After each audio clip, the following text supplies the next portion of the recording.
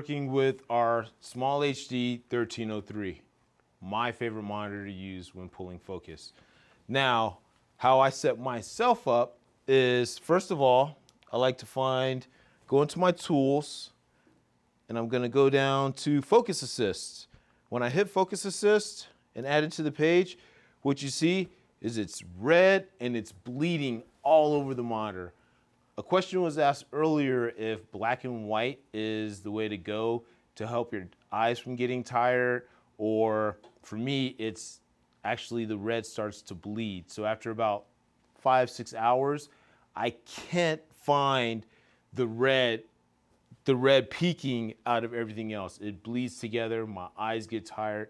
So you're absolutely correct. So for myself, what I like to do, and this is my personal preference, first what I do, and what you're gonna do is you're gonna see the peaking take over, and it's gonna show the depth of field also to help with your shot. First, let's go change our color to a green that I like to use. I'm gonna go into my sensitivity and turn my sensitivity down, and when you see on the monitor, as I hit it, see how the green dissipates from it, or I can add to it depending on the shot. So I know my settings already, so whenever I go to a rental house, I know I want it at 3 or 4.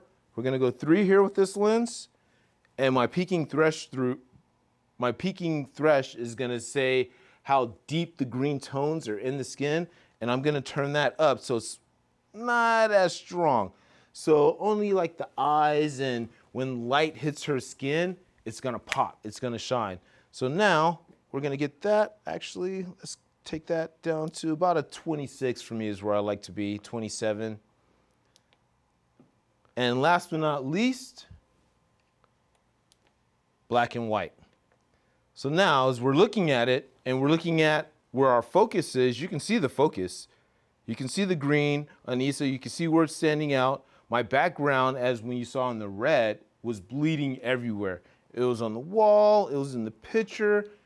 Anything that had red in it also popped in color, which makes it hard to determine what's in focus. So if I was to rack my focus to the background, look at the background now. Look at the green. Look at Issa, she's falling off. So pulling focus, I can go through it and tour. Second thing I like to do on my monitor is add a peaking. I'm sorry, yes, a peaking. So I go into my peaking, and this is just a sharpener. It's gonna make everything a lot sharper than everyone else's monitor. So once I go in, let's do peaking, sensitivity, and I'm gonna crank it up. Gonna make it a thing. We're gonna get that up to 16. Let's go 19. Let's get it nice and sharp. Now look at that monitor. Look how sharp. I can see her skin tones. I can see her eyes are popping. I can see her ears are popping. I can see it on the front of her shirt. I can see exactly where my focus is. As I roll through it to the background, I can see it now hitting the picture, and I can go deep to further pictures. And now on a 40 mil at a 4.5, 15 feet, you can see the depth of field is carrying from our back wall, which we measured out earlier today. So we know that part of the wall is 15 feet away. I'm sorry, that part of the wall is 24 feet away. Had to play with my memory a little bit. So once I go back to Issa and she's popping, I know it's sharp. As I was saying earlier, if we were to do a take and I wasn't positive if it was sharp, what I do is I go in, I turn all this off and look at it with what everyone else is saying.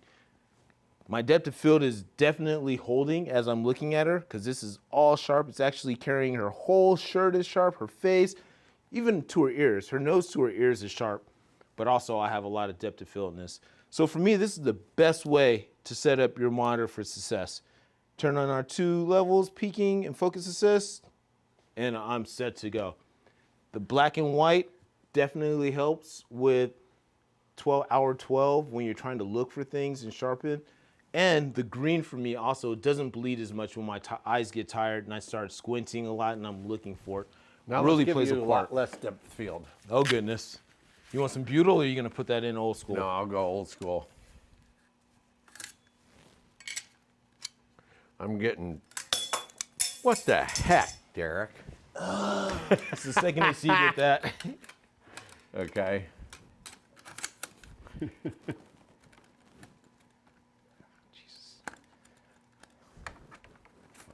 Okay, great. Okay. And now let's go wide open.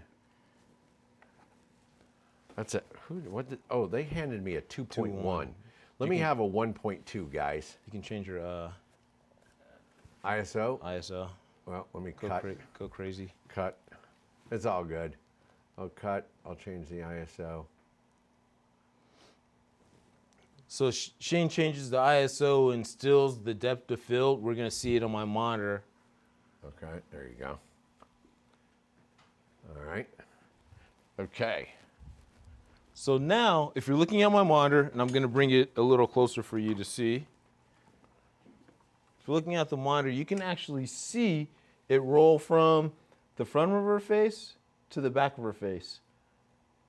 So if I was on a 150, I could see her nose, I could see her eyes, I could see her ears, depending on where I want to rack to. So the shot we talked about, they said you're going from the eyes to the lips to their face. I'd be able to see that with this setup. And let's roll through it again, just so you can see it. There's nothing, and look, that's the front to the back, to our pictures in the background. You can see the slate highlighting and the picture highlighting, and Issa just falls apart. So for me, this is, I've been using this way probably 5 years now. These settings from the 5-inch monitor to the 7-inch monitor to the 13-inch monitor, it all works the same. Once again, these are just references. This is not the way. Tune the monitor so it's best for you. Make it work for you. But there's a lot of playroom in these monitors to set yourself up.